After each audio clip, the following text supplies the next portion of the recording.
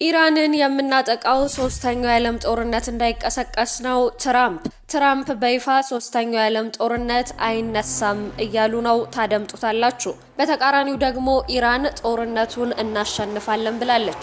የኢራን የውጭ ጉዳይ ሚኒስተር እንደተናገሩት ከሆነ ያለምንም ቅድመ ሁኔታ እንድንሸነፍና እጃችንን እንድንሰጥ ስትፈልግ የነበረችው አሜሪካ አሁን የሆርሙዝ ሰርጥ እንዲከፈትላት ሌሎች እንዲያግዟት የኔቶ አባል ሀገራትን ጭምር እየተማጸነች ትገኛለች እያሉ ነው። በሰፊው ይዘነዋል። ይህ በእንዲህ እንዳለ ጀርመን የሆርሙዝን ደህንነት ለማስጠበቅ የኔቶ ሚና አይታየኝም ስትል ተደምጣለች። የዩናይትድ ስቴትስ ፕሬዝዳንት ዶናልድ ትራምፕ የኔቶ አባላት ዋሽንግተንን ለመርዳት ካልቻሉ በጣም መጥፎ የወደፊት እጣ ፋንታ እንደሚገጥማቸው በማስጠንቀቅ በአውሮፓ ሀገሮች ላይ ጫናውን ከፍ አድርገውታል ሲሉም ተደምጠዋል። በሰፊው ይዘነዋል።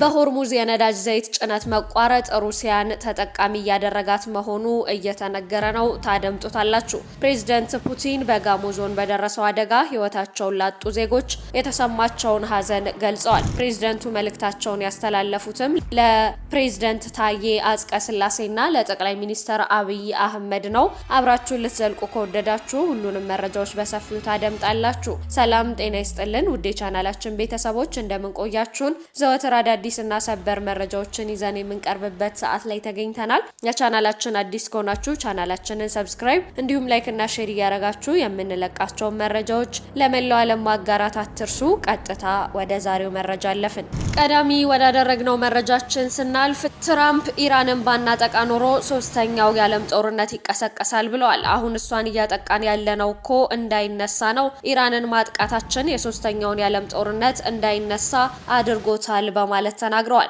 በተቃራኒው ደግሞ ኢራን ጦርነቱን እናሸንፋለን ያለች ሲሆን ኢራን ጦርነቱን እንደምታሸንፍ ታምናለች። ተኩስ አቁም አንፈልግም ስንል ግን ጦርነት ስለምንመኝ አይደለም ሲሉ የኢራን የውጭ ጉዳይ ሚኒስተር አርጌቺ ተናግረዋል። ይህ ጦርነት ማብቃት ያለበት ጠላቶቻችንን መሰል ጥቃቶች ዳግመኛ ለመፈጸም እንዳያስቡ በማድረግ መንገድ መሆን አለበት ያሉ ሲሆን አሁን ከምን አይነት ህዝብ ጋር እየተጋፈጡ እንደሆነ አይተዋል። ራሱን የሚከላከልና ይህን ውጊያ አስፈላጊ እስከሆነው ርቀት ድረስ የሚገፋ ህዝብ መሆኑን ተገንዝበዋል ሲሉ መደመጣቸው ተገልጿል። ኢራን በቀጠናው በሚገኙ የአሜሪካ ፋብሪካዎች ላይ ጥቃት ለመክፈት ዝግጅት እያደረገች ሲሆን ሁሉም የፋብሪካ ሰራተኞች ፋብሪካውን ለቀው እንዲወጡም ጠይቃለች መባሉም የሚታወስ ነው። ይህ በእንዲህ እንዳለ ጀርመን የሆርሙዝን ደህንነት ለማስጠበቅ የኔቶ ሚና አይታየኝም ስትል ተደመጠች። የጀርመን የውጭ ጉዳይ ሚኒስተር የሆርሙዝ ባህርን ደህንነት ለማስጠበቅ የሰሜን አትላንቲክ ጦር ቃል ኪዳን ኔቶ ሚና አይታየኝም የሰሜን አትላንቲክ ጦር ቃል ኪዳን ኔቶ ሚና አይታየኝም ሲሉ የተናገሩ ሲሆን የውጭ ጉዳይ ሚኒስተር ዮሐንስ ደግሞ ጀርመን በኢራን የሆርሙዝ የባህር ዳርቻ ላይ ያለውን እገዳ ለመቅረፍ ለኔቶ መከላከያ ጥምረት ያለው ሚና ጠቀሜታ አይታየኝም ስትል ገልጻለች። የዩናይትድ ስቴትስ ፕሬዝዳንት ዶናልድ ትራምፕም የኔቶ አባላት የዋሽንግተንን ለመርዳት ካልቻሉ በጣም መጥፎ የወደፊት እጣ እንደሚገጥመው በማስጠንቀቅ በአውሮፓ ሀገራት ላይ ጫናውን ከፍ አድርገዋልን ብለዋል። ግዙፍ መርከቦችን ከኢራን ጥቃት ለመጠበቅ የሀገራት ጥምረት ለመፍጠር የአሜሪካ መንግስት ከ7 ሀገራት ጋር እየተነጋገሩ መሆኑ የጠቀሱት ትራምፕ ከነዚህም መካከል ቻይና እንደምትገኝበትም ገልጸዋል። ትራምፕ የሌሎች ሀገራትን ስም ባይጠቅሱም የኔቶ አባል ሀገራት ግዛታቸውን ይከላከላሉ ብለው እንደሚያምኑና አሁን በሆርሙዝ ወሽመጥ የተከሰቱ ሁኔታን እንደ ግዛታቸው መመልከት ያለባቸው ሀገራት ነዳጅ የሚያገኙበት አካባቢ በመሆኑ እንደሆነ አብራርተው ተናግረዋል። ፕሬዝዳንቱ ከፋይናንሻል ታይምስ ጋዜጣ ጋር ባደረጉት ቃለ ምልልስም ላይ ወሳኙ የሆርሙዝ ወሽመጥ ለመጠበቅ ሀገሮች ድጋፍ የማያደርጉ ከሆነ የኔቶ የወደፊት እጣ በጣም መጥፎ ይሆናል ሲሉም ማስጠንቀቃቸውም ነው የተገለጸው። ምንም እንኳን ትራምፕ ይሄን ይበሉ እንጂ ጀርመን ግን የሆርሙዝን ደህንነት ለማስጠበቅ የኔቶ ሚና አይታየኝም ስትል መደመጧም እየተገለጸ ነው። በሆርሙዝ የነዳጅ ዘይት ጭነት መቋረጥ ሩሲያን ተጠቃሚ እያደረጋት መሆኑ ተነገረ።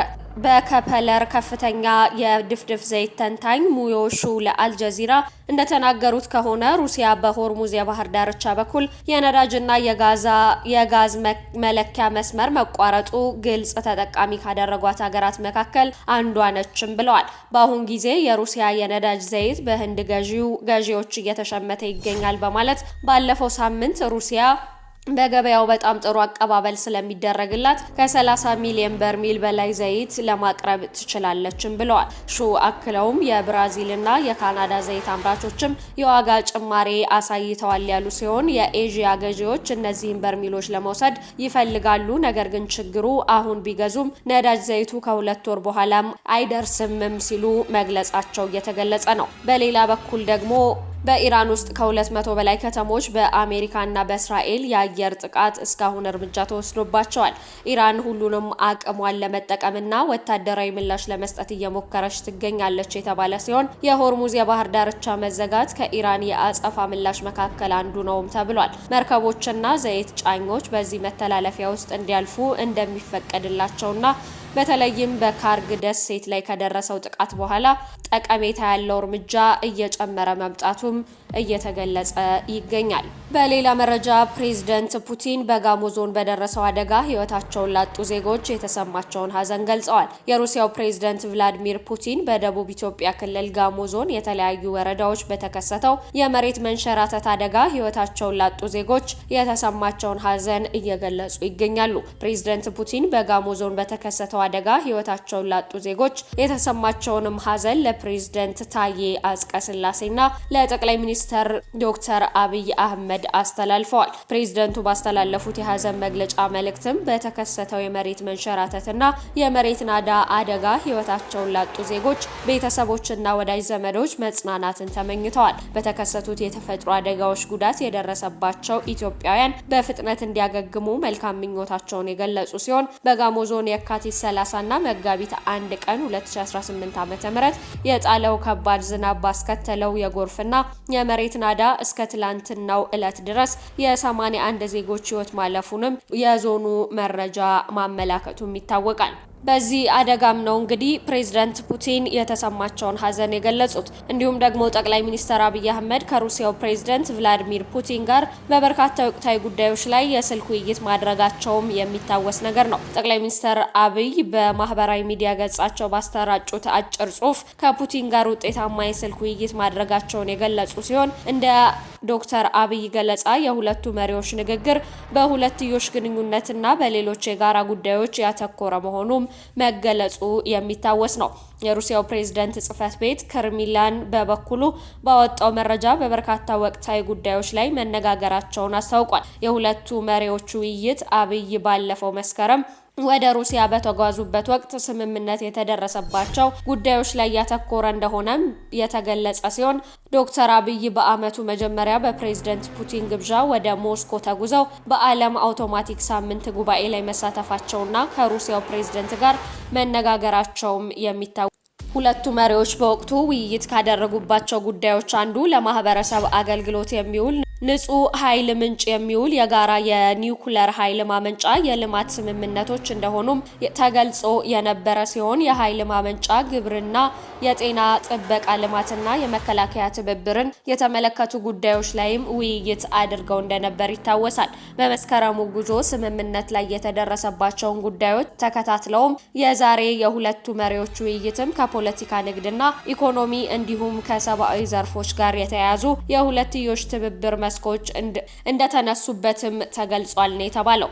የክሬምሊን መግለጫም ሁለቱም ወገኖች የሩሲያና ኢትዮጵያን በወዳጅነት የተሞላ ግንኙነት ለማጠናከር እንዲሁም ደግሞ በሚመለከታቸው ሚኒስቴር መስሪያ ቤቶችና ተቋማት መካከል ያለውን ግንኙነት ለማጠናከር ያላቸውን ቁርጠኝነት በድጋሚ አረጋግጠዋልም ይላል። በተጨማሪም ፕሬዝዳንት ፑቲን 81 ሰዎች እንደሞቱ በተረጋገጠበትና በአጠቃላይ 125 ሰዎች በጠፉበት የጋሞ ዞን የመሬት መንሸራተት አደጋ የተሰማቸውን ሐዘን ለጠቅላይ ሚኒስትር አብይ እንደገለጹላቸው ጽህፈት ቤቱ አስታውቋልም ነው የተባለው። ውድ የቻናላችን ቤተሰቦች ለሰዓቱ ያዝንላችሁ መረጃዎች እነዚህን ይመስላሉ። በቀጣይ በሌሎች አዳዲስና ሰበር መረጃዎች ወደ እናንተ የምንመለስ ይሆናል። ለቻናላችን አዲስ ከሆናችሁ ቻናላችንን ሰብስክራይብ እንዲሁም ላይክ እና ሼር እያደረጋችሁ የምንለቃቸው መረጃዎች ለመላው ዓለም ማጋራት አትርሱ። በቀጣይ በሌሎች እስከምንመለስ ሰናይ ቆይታ